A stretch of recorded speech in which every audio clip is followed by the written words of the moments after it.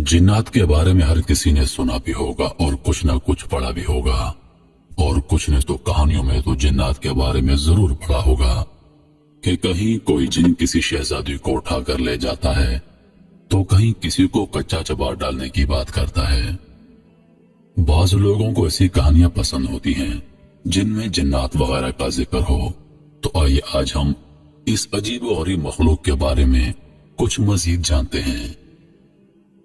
बाज लोग जिन्नात के वजूद से इनकार करते हैं, हकीकत में वो कम इल्म हैं, क्योंकि कुरान और हदीस से न सिर्फ हमें उनके वजूद के बारे में वाज़ेह पता चलता है, बल्कि उनके बारे में अल्लाह के अहकाम का भी पता चलता है।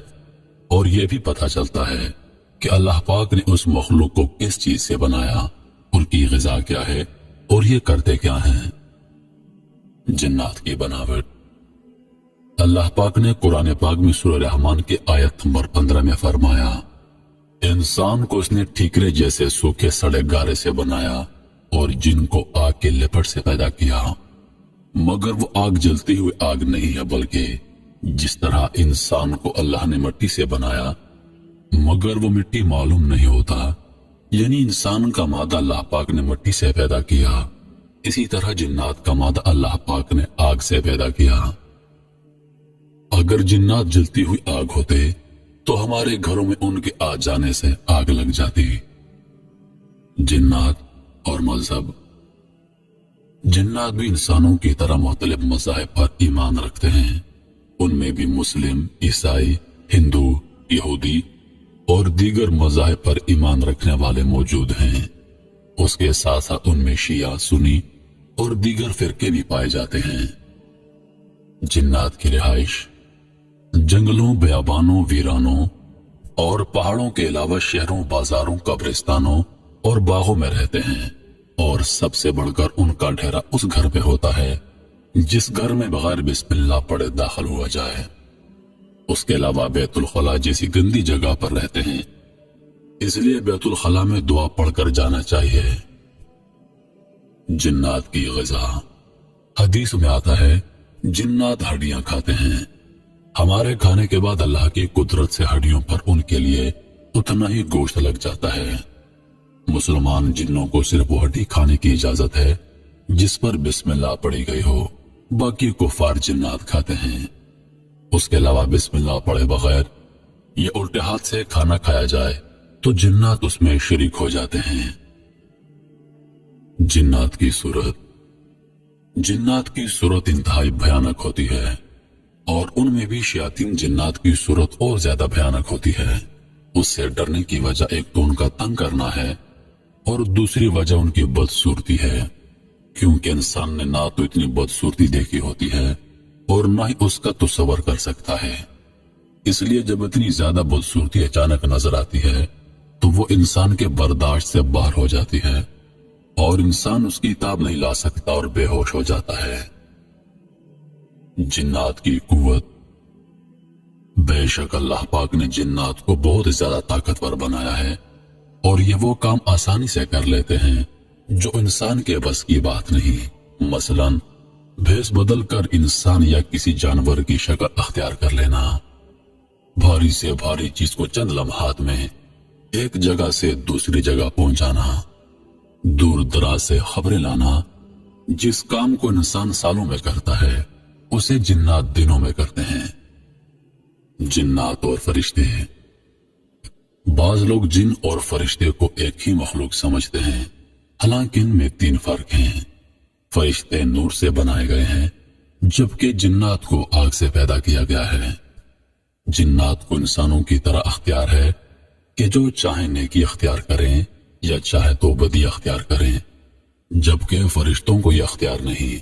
वो सिर्फ वही काम करते हैं जिन कामों को अल्लाह की तरफ से उन्हें हुक्म दिया जाता है। फरिश्ते न खाते हैं, न पीते हैं, और न उनकी और किस्म की ख्वाहिशात हैं, जबकि जिन्नात खाते पीते हैं और ख्वाहिशात रखते हैं। जिन्नात और शैतान। शैतान भी असल में जिन है। जब अल्लाह पाक ने इंसान को अशरफुल मखलूकात बनाया तो इब्लीस को इंसान से हसद हो गया, और आला रुतबा भला इंसान को क्यों मिला। फिर जब अल्लाह पाक ने जिन्नों और फरिश्तों को हुक्म दिया کہ آدم کو سجدہ کریں، تو ابلیس نے سجدہ کرنے سے انکار کر دیا اور کہا، اے اللہ، آپ نے مجھے آگ سے پیدا کیا اور انسان کو مٹی سے پیدا کیا، میں اس سے اچھا ہوں، اس کو سجدہ کیسے کروں؟ اس دن اللہ پاک نے اس کو اپنے دربار سے بھگا دیا، اور اس دن سے آج تک اس کو شیطان یعنی سرکش اور متکبر کہا جاتا ہے۔ جنات اور انسان کو اللہ پاک نے اشرف المخلوقات بنایا اور آزاد بنایا، نہ ہی کسی مخلوق کو اس پر مسلط کیا اور نہ اسے کسی مخلوق کا غلام بنایا، بلکہ جہاں ضرورت پڑی کائنات کی دوسری مخلوق کو انسان کا غلام بنا دیا۔ طاقتور ہونے کی وجہ سے جنات انسان کو تنگ کرتے رہتے ہیں، مگر کبھی انسان پر حکومت نہیں کر سکتے، بلکہ ہمیشہ انسان نے جنات پر حکومت کی ہے۔ اللہ پاک نے حضرت سلیمان علیہ السلام کو جہاں کائنات کی دوسری چیزوں پر حکومت عطا فرمائی، وہی ان کو جنات پر بھی حاکم بنایا۔ آپ علیہ السلام نے ان سے عمارات تعمیر کروائیں، بڑے بڑے حوض بنوائے اور اتنی بڑی دیگیں بنوائیں کہ اپنی جگہ سے ہل نہیں سکتی تھی، اور جو جن سرکشی کرتا اسے سخت سزا دی جاتی اور وہ قید کر دیا جاتا۔ یہی وجہ ہے کہ آج بھی آپ کا رعب قائم ہے اور جنات آپ کا نام سن کر کانپ جاتے ہیں۔ جب سلیمان علیہ السلام کا انتقال ہوا، اس وقت بھی جنات کام میں مصروف تھے، اور سلیمان علیہ السلام اپنی لاٹھی کے ساتھ ٹیک لگائے ان کی نگرانی کر رہے تھے کہ آپ کا انتقال ہو گیا۔ نہ جانے کتنا عرصہ آپ کا جسم یوں ہی لاٹھی کے سہارے کھڑا رہا، اور جنات یہ سمجھ کر کام کرتے رہے کہ شاید آپ نگرانی کر رہے ہیں۔ آخر آپ کی لاٹھی کو دیمک کھا گئی اور آپ کا جسم گر پڑا، اور جنات نے اس وقت سمجھ لیا کہ آپ کا انتقال ہو گیا ہے، ورنہ پتہ نہیں کتنا عرصہ اور جنات کام کرتے رہتے ہیں۔ جنات کی دشمنی۔ انسان اور شیطان جنات کی پیدائشی دشمنی ہے اور قیامت تک رہے گی، کیونکہ یہ شیاطین اپنی بے عزتی اور ذلت و خواری کا ذمہ دار انسان کو سمجھتے ہیں کہ نہ انسان پیدا ہوتا، نہ عزت پا کر اشرف المخلوقات بنتا، نہ انہیں انسان کو سجدہ کرنے کا حکم ملتا، نہ وہ انکار کرتے، اور نہ انہیں ذلیل کر کے اپنے دربار سے نکالا جاتا۔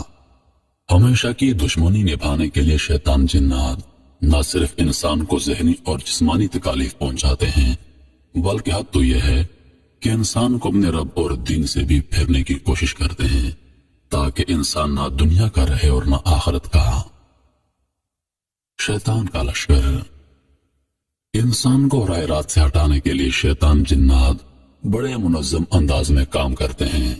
اس کام کے لیے شیطان نے باقاعدہ فوجیں تشکیل دی اور اپنا تخت سمندر پر بچھایا، جہاں ان کے باقاعدہ اجلاس بلائے جاتے ہیں، اور شیطان جنات کا سردار ابلیس لعین اپنے چیلوں کو نئے نئے حکم دیتا ہے، اور یہ بھی غور کیا جاتا ہے کہ آدم کی اولاد کو کس طرح تباہ کیا جا سکتا ہے۔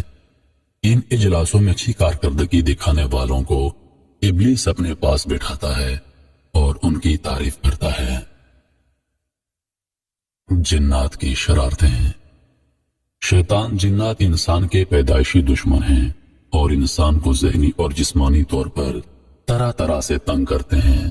مثال کے طور پر انسان کو راستے سے بھٹکانا، گھروں میں راتوں کو آگ لگانا، بیماری پھیلانا، موت کے وقت کلمہ سے روکنا، نماز میں تنگ کرنا، دلوں میں وسوسے پیدا کرنا، خواب میں انسان کو تنگ کرنا، انسان پر سوار ہو جانا، انسان کی ضرورت کی اشیاء چوری کرنا، تنگ کرنے کے لیے چیزوں کو ادھر ادھر کر دینا، انسان کو رکھی ہوئی چیزوں اور کام بھلا دینا، خاص کر نیکی کے کاموں کو، انسانوں میں بدگمانیاں پیدا کر کے آپس میں لڑا دینا، جنات کی بے بسی۔ اللہ تعالیٰ نے جہاں جنات کو انسان سے کہیں زیادہ اور عجیب و غریب صلاحیتیں عطا فرمائیں، وہیں ان کے لیے ایک حد مقرر فرما دی کہ اس حد سے آگے جانے کی اجازت نہیں، اور وہاں آ کر وہ بے بس ہو جاتے ہیں، اور ان میں 3 بڑی اہم ہیں۔ اللہ پاک نے معجزات صرف انبیاء کرام علیہ السلام کو عطا فرمائے۔ جنات معجزات نہیں دکھا سکتے۔ جنات محمد صلی اللہ علیہ وآلہ وسلم کی مبارک صورت نہیں بنا سکتے، نہ اصل میں اور نہ خواب میں۔ جنات آسمان کی خبریں نہیں لا سکتے، جبکہ پہلے جنات کو یہ اختیار حاصل تھا کہ آسمان سے باتیں سن کر زمین پر آ کر انسانوں کو کہتے تھے کہ آج یہ بات ہونے والی ہے، اور جب وہ کام ہو جاتا تو انہیں گمراہ کرتے اور اللہ پاک سے دور کرتے۔ مگر اب اللہ نے آسمان کے تاروں کی ذمہ داری لگا دی ہے، جو شیطان کو آسمان کی طرف آتا دیکھ کر ان کا پیچھا کرتے ہیں اور انہیں واپس بھگا دیتے ہیں۔ اس کا ذکر سورہ جن میں آیا ہے۔ یہ اللہ کا انسانیت پر احسان ہے کہ جنات کو ان 3 باتوں پر اختیار نہیں، ورنہ یہ انسانوں کو معجزے دکھا کر آپ علیہ السلام کی صورت دکھا کر یا آسمانی باتیں بتا کر گمراہ کرنے میں وہ کام کر دکھاتے کہ انسان پھنس کر رہ جاتا۔